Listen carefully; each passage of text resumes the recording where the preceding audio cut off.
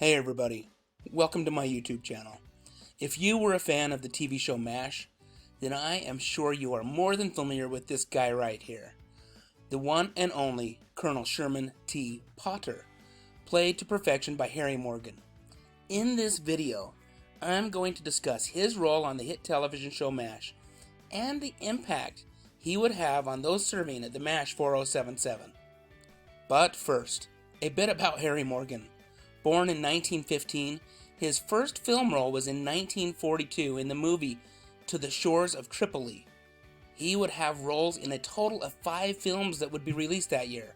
Among those, he starred in the movie Orchestra Wives that helped him form a strong relationship and friendship with band leader Glenn Miller that would last for 2 years until Miller's disappearance while in flight over the English Channel in 1944.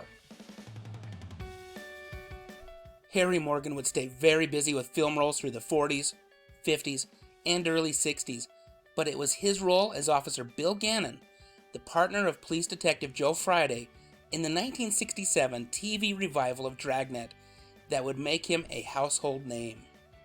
Morgan would continue acting in film and was quite often cast in westerns.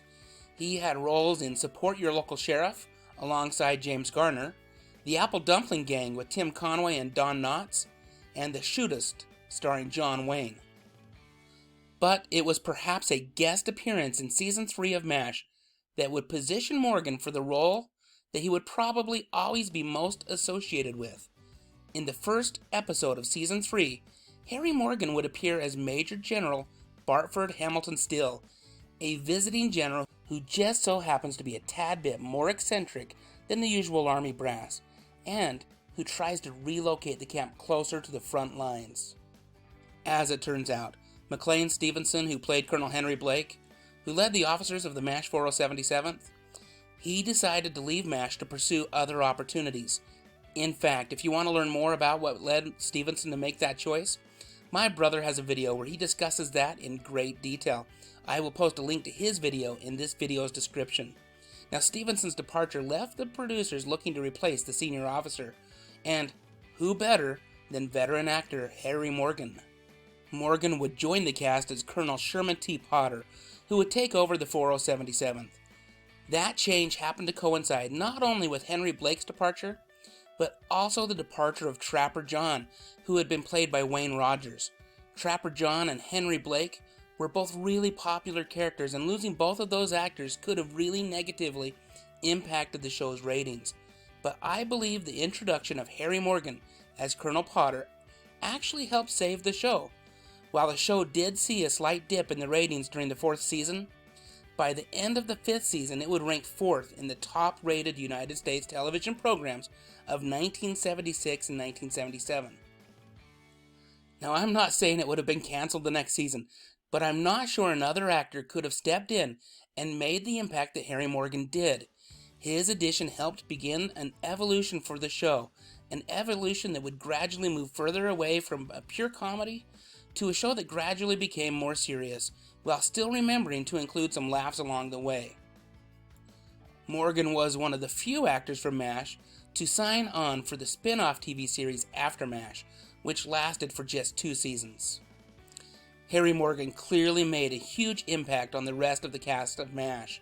Here are just a few things that Mike Farrell, who played B.J. Honeycutt, said about him after his death. The love and admiration we all felt for him were returned tenfold in many, many ways, and the greatest and most selfless tribute to the experience we enjoyed was paid by Harry at the press conference when our show ended. He remarked that someone had asked him if working on MASH had made him a better actor. He responded by saying, "I don't know about that, but it made me a better human being." It's hard to imagine a better one.